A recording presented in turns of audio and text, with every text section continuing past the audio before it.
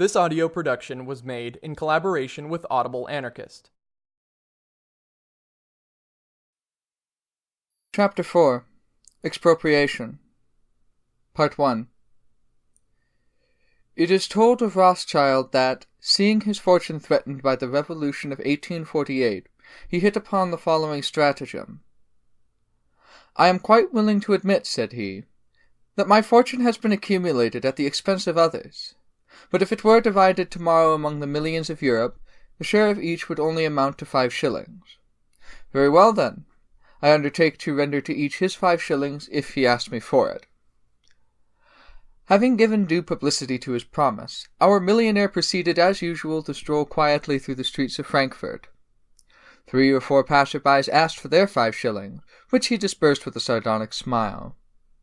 His stratagem succeeded, and the family of the millionaire is still in possession of its wealth. It is in much the same fashion that the shrewd heads among the middle classes reason when they say, "Ah, expropriation!" I know what that means.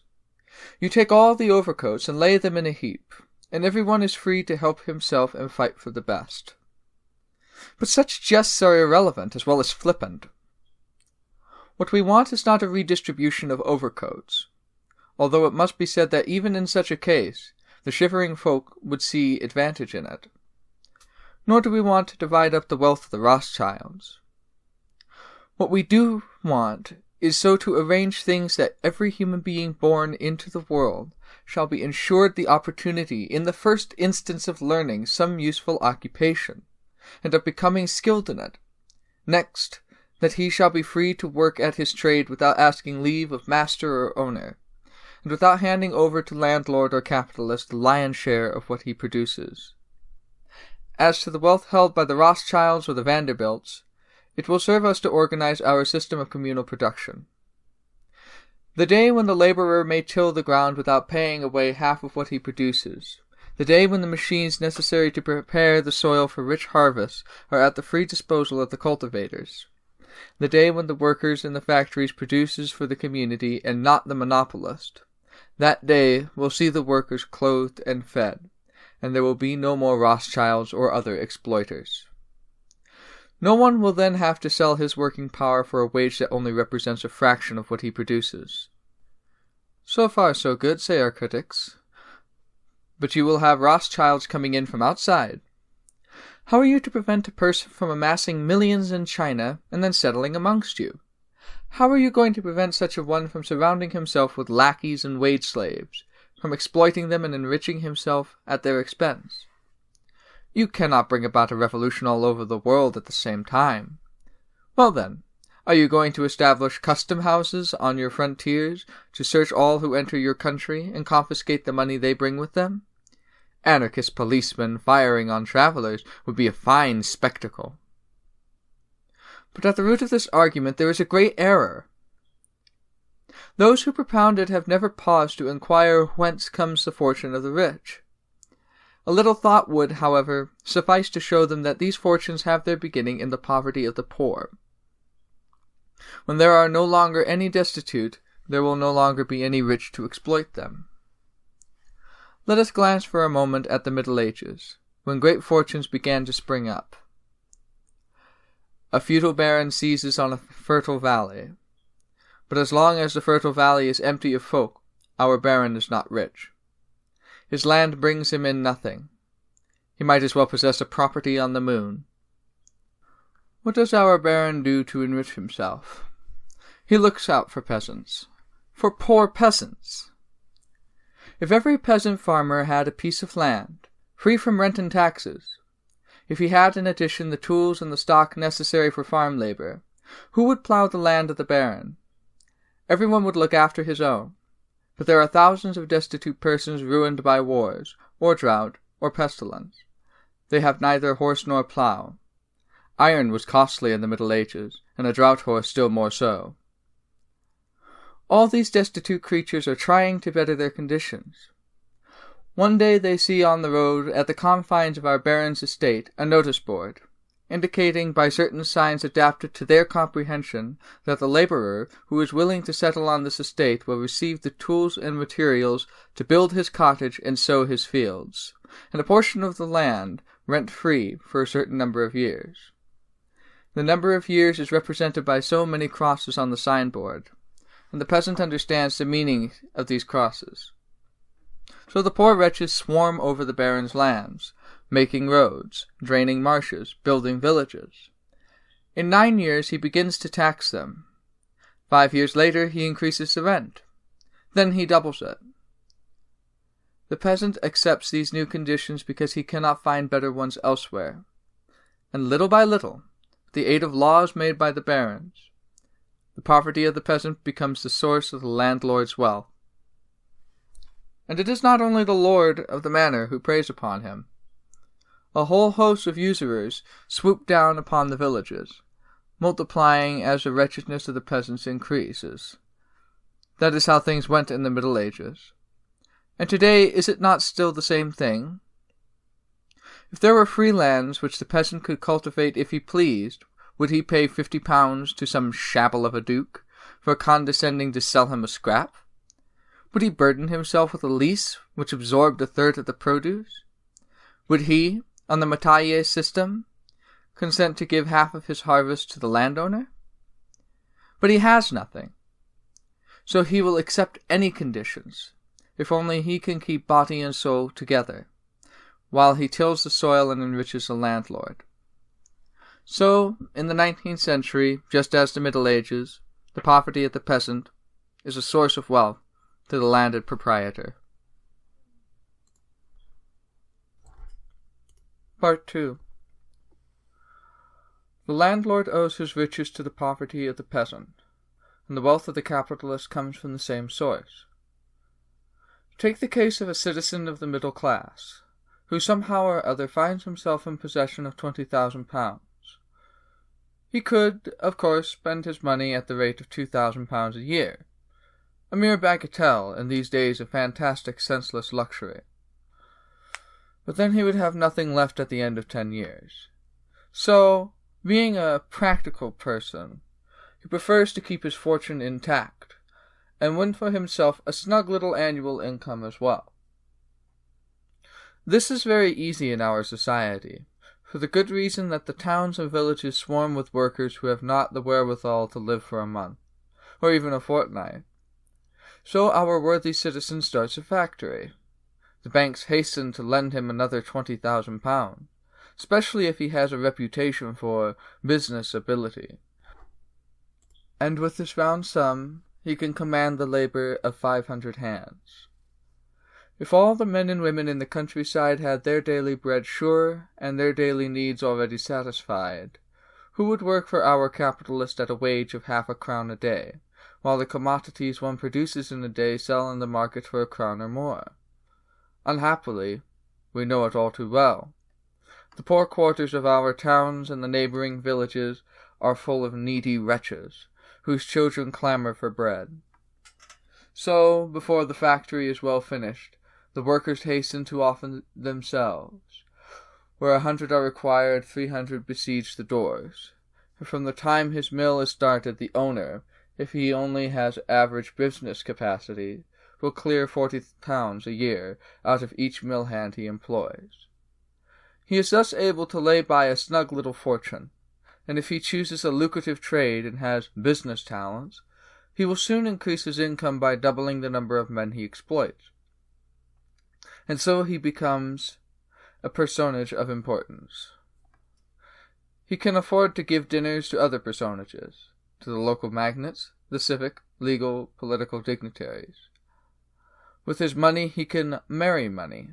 By and by he may pick and choose places for his children, and later on perhaps get something good from the government, a contract for the army or for the police. His gold breeds gold, till at last a war, or even a rumor of a war, or a speculation on the stock exchange, gives him great opportunity. 9/10 of the great fortunes in the United States are, as Henry George has shown in the Social Problems, the result of knavery on a large scale, assisted by the state. In Europe, 9/10 of the fortunes made in our monarchies and republics have the same origin. There are not two ways of becoming a millionaire. This is the secret of wealth. Find the starving and destitute, pay them half a crown, and make them produce 5 shillings worth in a day. Amass a fortune by these means, and then increase it by some lucky hit, made with the help of the state. Need we go on to speak of small fortunes attributed by economists to forethought and frugality, when we know that mere saving in itself brings in nothing, so long as the pence saved are not used to exploit the famishing? Take a shoemaker, for instance.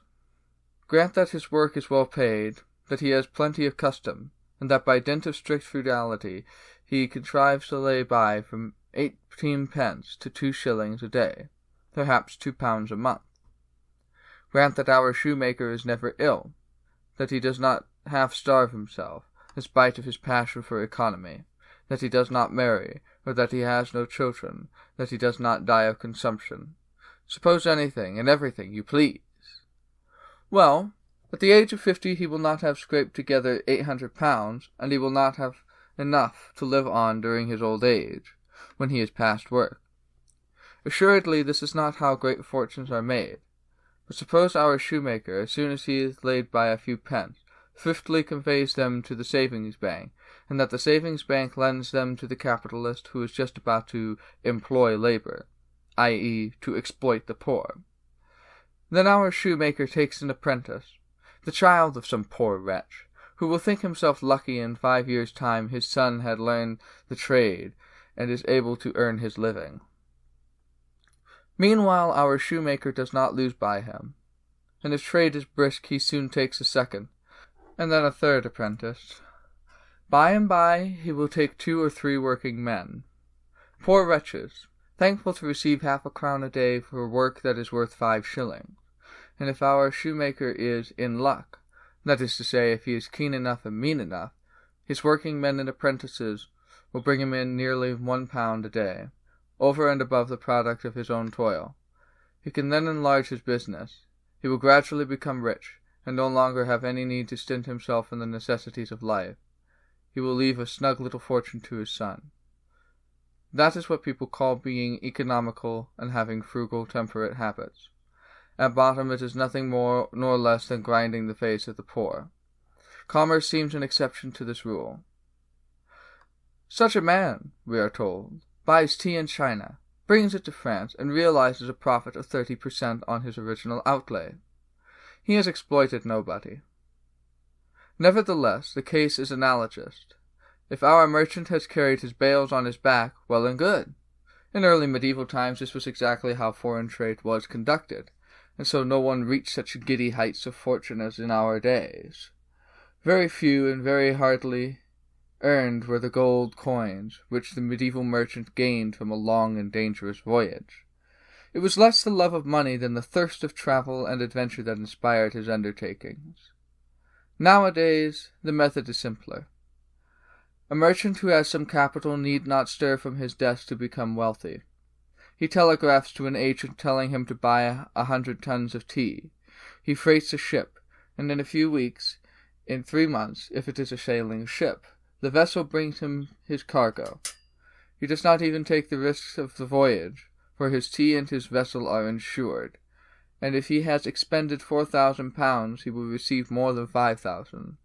That is to say, if he has not attempted to speculate in some novel commodities, in which case he runs a chance of either doubling his fortune or losing it altogether.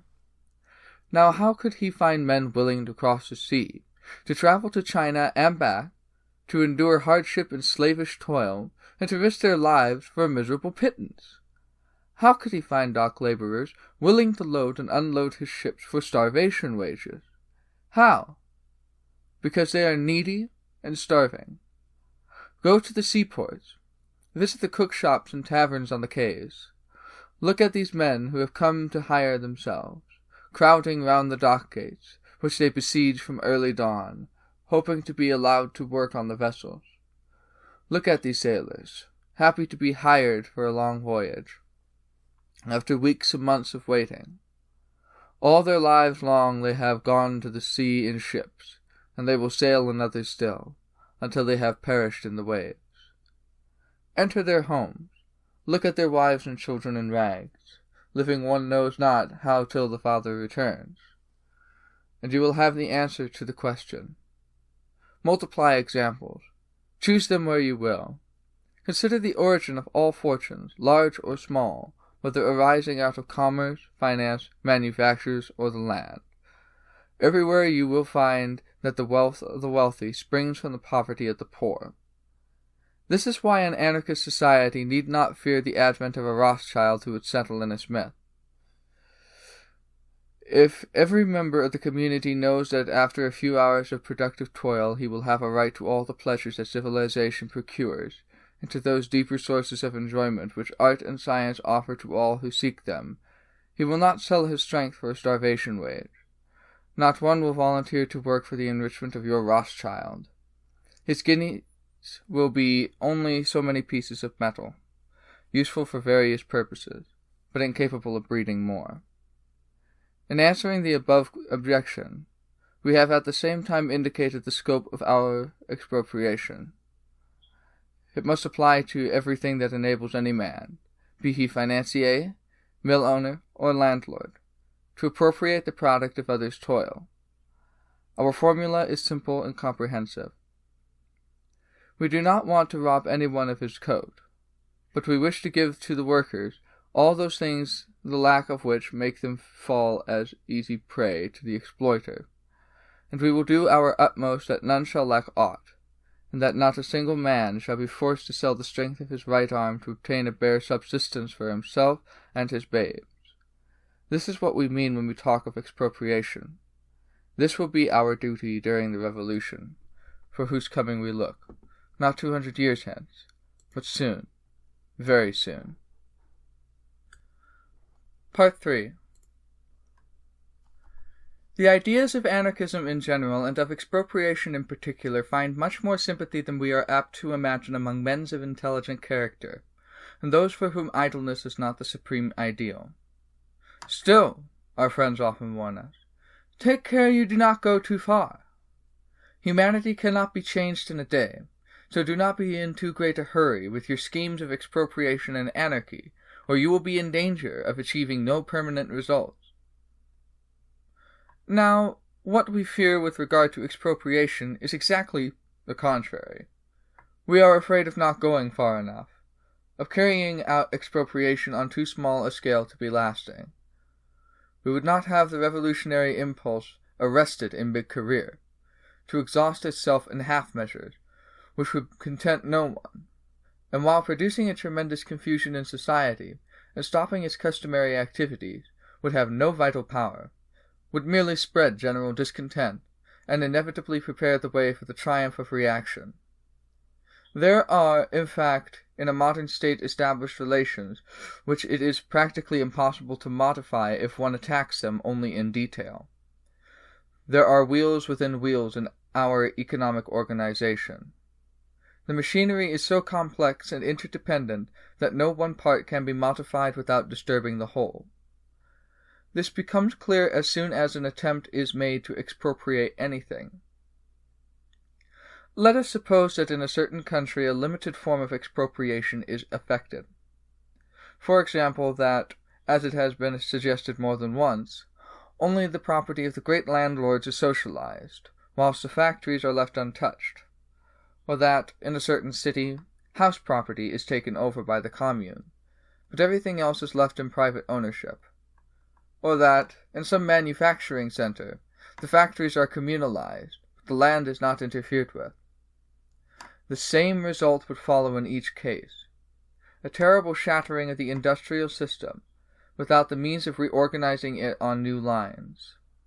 Industry and finance would be at a deadlock, yet a return to the first principles of justice would not have been achieved, and society would find itself powerless to construct a harmonious whole. If agriculture could free itself from great landowners, while industry still remained the bond-slave of the capitalist, the merchant, and the banker, nothing would be accomplished. The peasant suffers today not only in having to pay rent to the landlord, he is oppressed on all hands by existing conditions. He is exploited by the tradesman, who makes him pay half a crown for a spade which, measured by the labor spent on it, is not worth more than a sixpence. He is taxed by the state, who cannot do without its formidable hierarchy of officials, and finds it necessary to maintain an expensive army, because the traders of all nations are perpetually fighting for the markets, and any day a little quarrel arising from the exploitation of some part of Asia or Africa may result in war. Then again, the peasants suffer from the dispopulation of country places.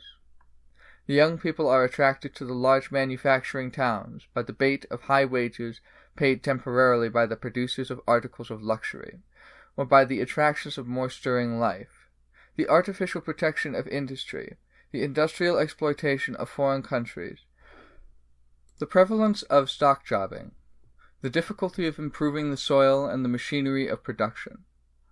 All these agencies combine nowadays to work against agriculture, which is burdened not only by rent, but by the whole complex of conditions in a society based on exploitation. Thus, even if the expropriation of land were accomplished, and everyone were free to till the soil and cultivate it to the best advantage, without paying rent, agriculture, even though it should enjoy, which can by no means be taken for granted, a momentary prosperity, would soon fall back into the sloughs in which it would find itself today. The whole thing would have to be begun over again, with increased difficulties. The same holds true of industry. Take the converse case. Instead of turning the agricultural laborers into peasant proprietors, make over the factories to those who work in them. Abolish the master manufacturers, but leave the landlord his land, the banker his money, the merchant his exchange. Maintain the swarm of idlers who live on the toil of the workmen, the 1,001 middlemen, the state with its numberless officials, and industry would come to a standstill, finding no purchaser in the mass of peasants who would remain poor, not possessing the raw material, and unable to export their produce, partly on account of the stoppage of trade, but still more so because industry spread all over the world. The manufacturers would feel unable to struggle, and thousands of workers would be thrown upon the street. These starving crowds would be ready and willing to submit to the first schemer who came to exploit them. They would even consent to return to the old slavery, if only under promise of work. Or, finally, suppose you oust the landlords, and hand over the mills and factories to the workers, without interfering with the swarms of middlemen who drain the product of our manufacturers, and speculate in corn and flour, meat and groceries, in our great centers of commerce. Then, as soon as exchange is arrested, the great cities are left without bread, and others find no buyers for their articles of luxury. A terrible counter-revolution will take place, a counter-revolution treading upon the slain, sweeping the town and villages with shot and shell. There would be proscription, panic, flight, all the terrors of the guillotine, as it was in France in 1815, 1848, and 1871. All is interdependent in a civilized society. It is impossible to reform any one thing without altering the whole. Therefore, on the day we strike at private property, under any one of its forms, territorial or industrial, we shall be obligated to attack them all. The very success of the revolution will demand it. Besides, we could not, if we would, confine ourselves to a partial expropriation. Once the principle of the divine right of property is shaken, no amount of theorizing will prevent its overthrow, here by the slaves of the toil, there by the slaves of the machine. If a great town, Paris, for example, were to confine itself to taking possession of the dwelling houses of the factories, it would be forced also to deny the right of the bankers to levy upon the commune a tax amounting to £2 million in the form of interest for former loans. The great city would be obliged to put itself in touch with the rural districts, and its influence would inevitably urge the peasants to free themselves from the landowner. It would be necessary to communalize the railways, that the citizens might get food and work, and lastly, to prevent the waste of supplies, and to guard against the trust of corn speculators, like those to whom the Commune of 1793 fell a prey. It would have to place in the hands of the city the works of stocking its warehouse with commodities, and apportioning the produce. Nevertheless, some socialists still seek to establish a distinction. Of course, they say, the soil, the mines, the mills, and manufactures must be expropriated. These are the instruments of production, and it is right we should consider them public property. But articles of consumption, food, clothes, and dwellings, should remain private property. Popular common sense has got the better of this subtle distinction. We are not savages who can live in the woods, without other shelter than the branches. The civilized man needs a roof, a room, a hearth, and a bed. It is true that the bed, the room, and the house is a home of idleness for the non-producer, but for the worker, a room, properly heated and lighted, is as much an instrument of production as the tool of the machine. It is the place where the nerves and sinews gather strength for the work of the morrow. The rest of the workman is the daily repairing of the machine. The same argument applies even more obviously to food. The so-called economists of whom we speak would hardly deny that the coal burnt in a machine is as necessary to produce as the raw material itself. How then can food, without which the human machine could do no work, be excluded from the list of things indispensable to the producer?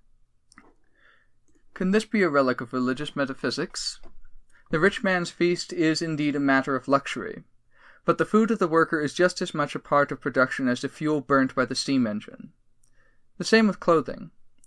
If the economists who draw this distinction between articles of production and of consumption dress themselves in the fashion of New Guinea, we could understand their objection.